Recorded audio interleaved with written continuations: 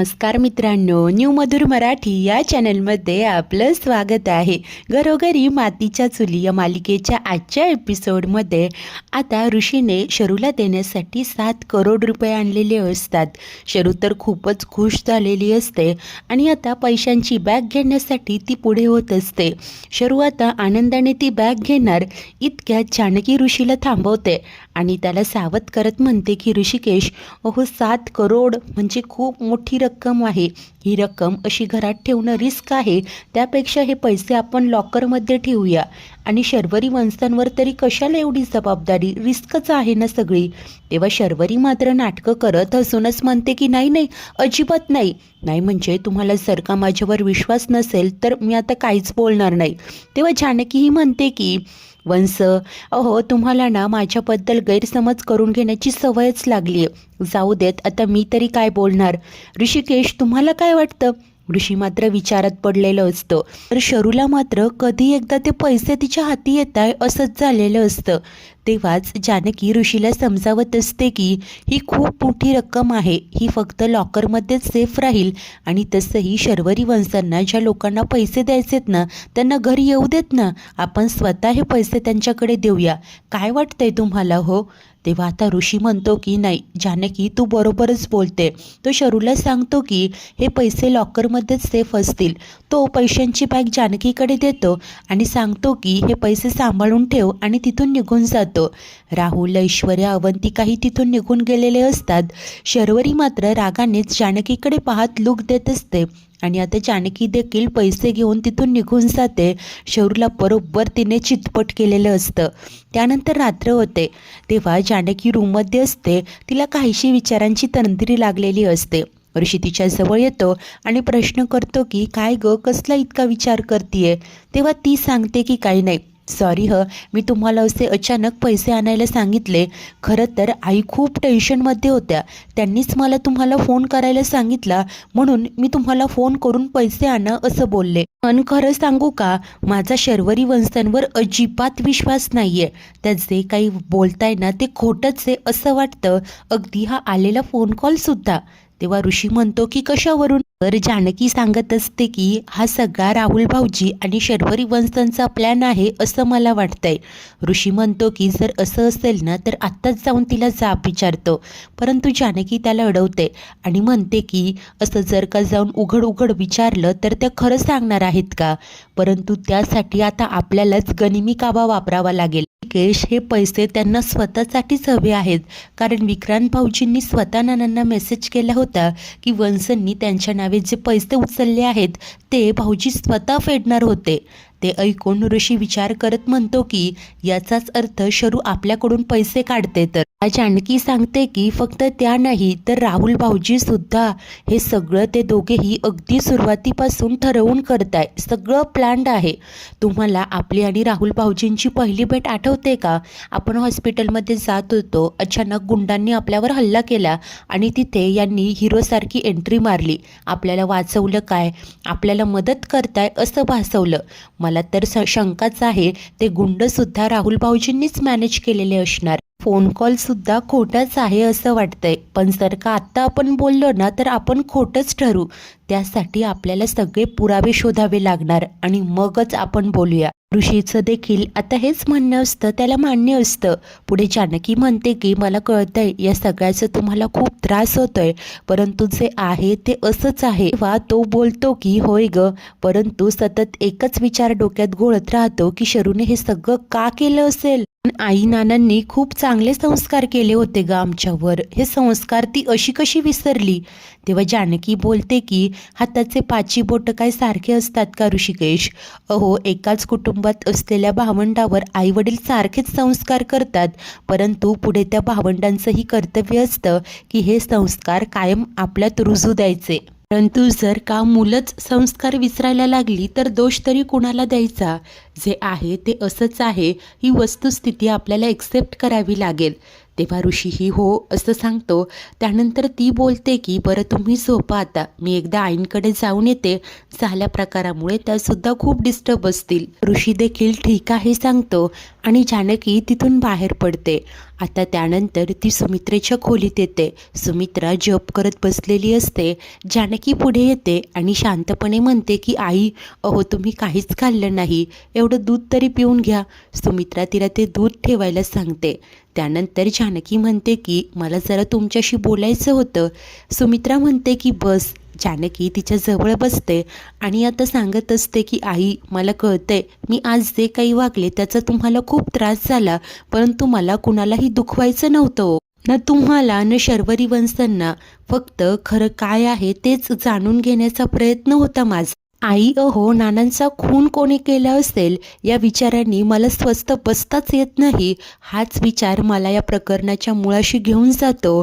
ज्याने कोणी नानांचा खून केलाय ते कळायलाच हवं. आई, मला शर्वरी वंशांबद्दल कुठलाच आकस नाहीये, द्वेष नाहीये. फक्त गुन्हेगार कोण आहेत तो समोर यावा असं तुम्हाला नाही का वाटत? तेव्हा सुमित्रा सांगते की होय, परंतु आपल्याच माणसांवर आरोप करताना ठोस पुरावा हाती लागतो. ती देखील कासावीस होऊन सांगत असते की आई, पुरावा होता, ते मेसेज होते, मी स्वतः वाचले होते, परंतु का कुणाच ठाऊक ते कसे अचानक गायब झाले. मला सांगा, नाहीतर मला इतके सगळे डिटेल्स कसे माहिती असते? तर सुमित्रा मात्र म्हणते की खरं सांगू का, काय चूक काय बरोबर मला कळेनासं झालंय ग. तेव्हा ती सुमित्रेला शांत करत बोलते की आई, मी समजूच शकते, परंतु तुम्ही काळजी करू नका आणि जे काही झालं त्याबद्दल खरंच पुन्हा एकदा सॉरी. तेव्हा सुमित्रेनेही तिला मोठ्या मनाने माफ केलेलं असतं. आणि त्यानंतर आता दुसरा दिवस उजाडतो. सुमित्रा तयार होऊन बाहेर येते. तेव्हाच खुश होऊन शर्वरी देखील येते आणि म्हणते की आई, तू देवळात चालली आहे का गं? मी देखील येते. सुमित्रा ही स्मित हास्य करत म्हणते की हो हो चल. आता पुढे ती म्हणते की शरू, खरं सांगू का, माझा तुझ्यावर विश्वास आहे. घरातील कोणीही काहीही बोलू देत, पण प्रश्न पडतोय ग, जानकीला त्या सगळ्या गोष्टी कशा काय कळल्या?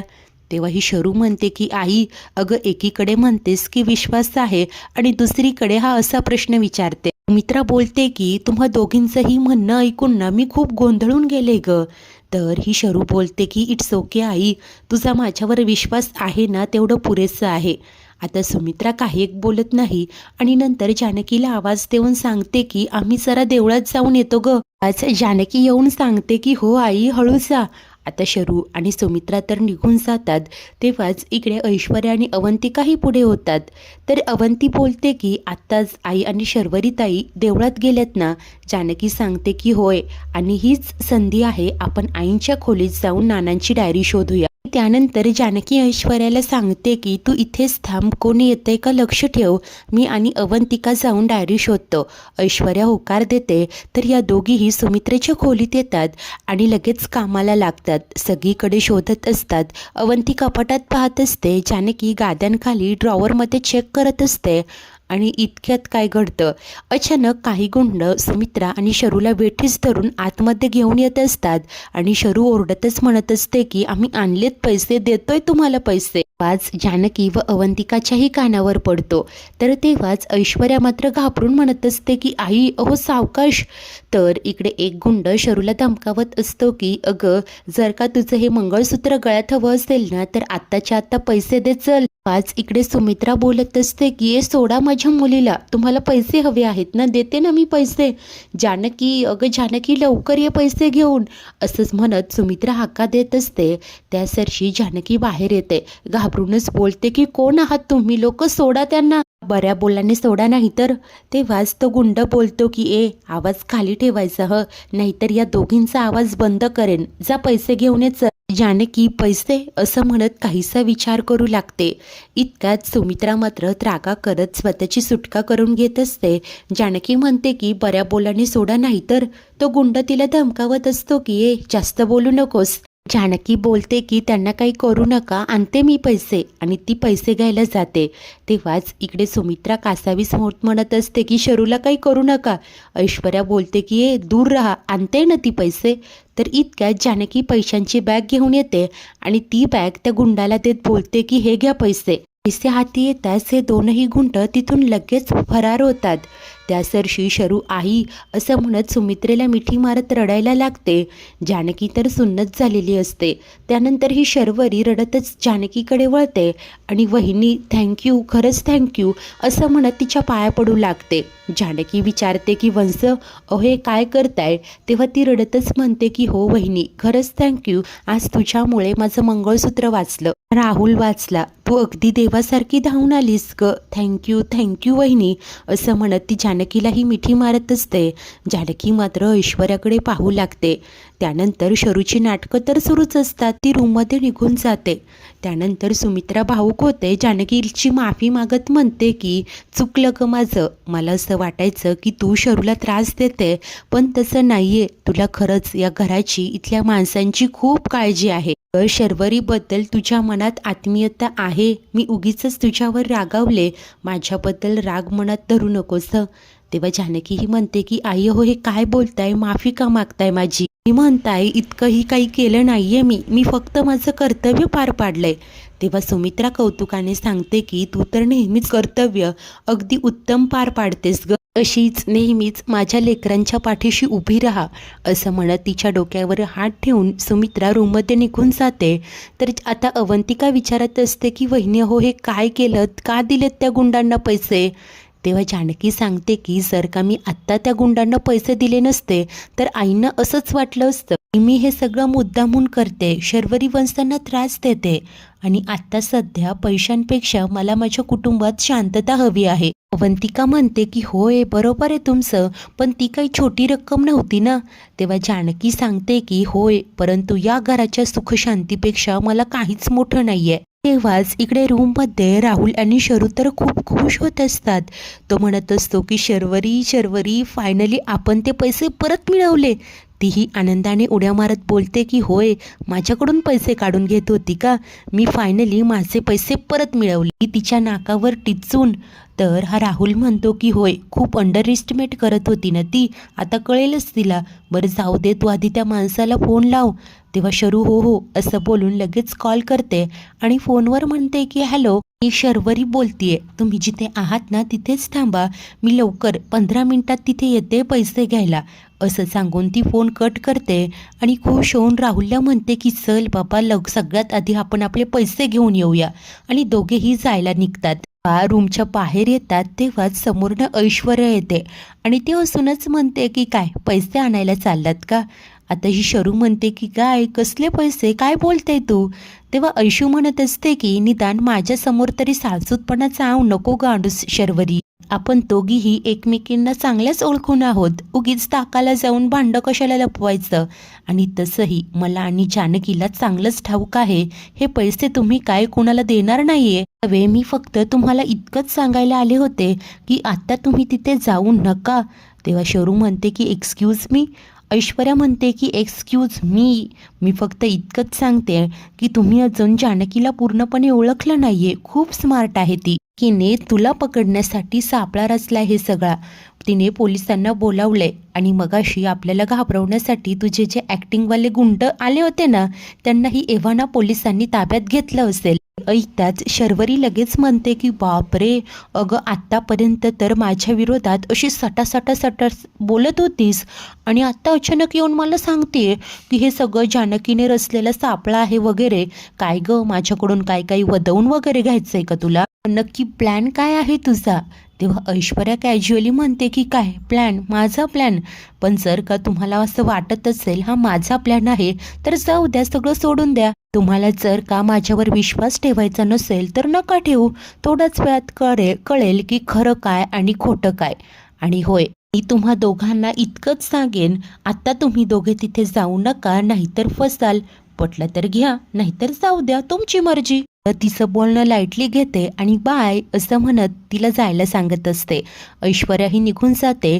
तर हा राहुल म्हणतो की आपण इथेच थांबून राहावं ना, म्हणून मुद्दाम बोलते ही. तेव्हा आता शरूही म्हणते की होय ऑफकोर्स. आणि तेव्हाच इकडे तिचे जे भाड्याचे गुंड असतात घाबरूनच एका गाडीमागे लपतात. तर एक जण बोलतो की मॅडमला फोन लाव, म्हणते की त्या माणसाचाच फोन आहे, कॉल रिसीव करत हॅलो असं बोलते. तेव्हा तो म्हणतो की मॅडम अहो पोलिसांनी आम्हाला जवळपास पकडलं होतं, ते पैसेही हिसकावून घेतले, आमचं नशीब चांगलं आम्ही तिथून पळ काढला. तर आम्हाला देखील पकडलं असतं. हे ऐकताच शरू धक्क्याने ओरडते की काय, अरे काही मूर्ख आहात का तुम्ही, असं कसं पकडलं. राहुल मात्र तिला हळू बोल म्हणून सांगत असतो. तोपर्यंत हा व्यक्ती फोन कट करतो. शरू वैतागत राहुलला म्हणते की आपले पैसे गेले, ऐश्वर्या खरं बोलत होती, पोलिसांनी आपले पैसे हिसकावून घेतले. राहुल म्हणतो की अगं काय बोलते तू. तर शर्वरी सांगत असते की होय अरे. तर राहुलचं म्हणणं असतं की आपण आत्ता जाऊया, पोलिसांना सांगू शकतो ना आपण त्या गुंडांनी आपल्याला लुटलं होतं. शरू म्हणते की होय, पण आपल्याला कसं कळलं की तिथे पोलीस येणार आहेत, याचं काही उत्तर आहे का तुझ्याकडे. तो म्हणतो की नाही, खरं आहे तुझं. शरू बोलते की एनिवे हे पैसे फिरून जानकी वहिनीकडेच जाणार आहेत, पण मला एक गोष्ट कळत नाहीये की हे सगळं सांगायला ऐश्वर्या माझ्याकडे का आली होती. कायम माझ्या विरोधात बोलणारी, जानकी वहिनीची साथ देणारी, तिने असं का केलं असेल हाच शरूला प्रश्न असतो. आजचा हा एपिसोड तर इथेच संपतो. तर पुढील भागात जेव्हा ही शरू ऐश्वर्याकडे येते तेव्हा ऐश्वर्या बोलते की मी खूप दिवसांपासून मैदानात उतरले नाहीये, याचा अर्थ असा नाही की मी खेळ खेळायला विसरलीये. तेव्हा शरू हात पुढे करत बोलते की ठरलं तर मग बदला घ्यायचाच आहे तर एकत्र मिळून घेऊया. आणि आता दोघींनीही हातमिळवणी केलेली असते. त्यानंतर आता जानकी त्यांना सुनावत असते की तुमच्यासारख्यांची अख्खी फौज जरी आली ना तरी तुमचा माझ्यासमोर टिकाव लागणार नाही, हेच सत्य आहे. तुमचे जे काही डावपेच असतील ना ते मी उद्ध्वस्त करीन. अशा प्रकारे जानकीने आता शरू आणि ऐश्वर्याला ओपन चॅलेंज दिलेलं असतं. ऐश्वर्या जे काही शरूच्या गोटात सामील झाले हे सगळं त्यांचं प्लॅनिंग असेल का, जानकीने हे सगळं कसं जुळवून आणलं असेल, शरूकडून ऐश्वर्या काही वदवून घेऊ शकेल का, पाहणे उत्सुकतेचे असेल. अशाच नवनवीन भागांच्या डेली अपडेट्ससाठी आपल्या न्यू मधुर मराठी या चॅनलला नक्की सबस्क्राईब करा. धन्यवाद.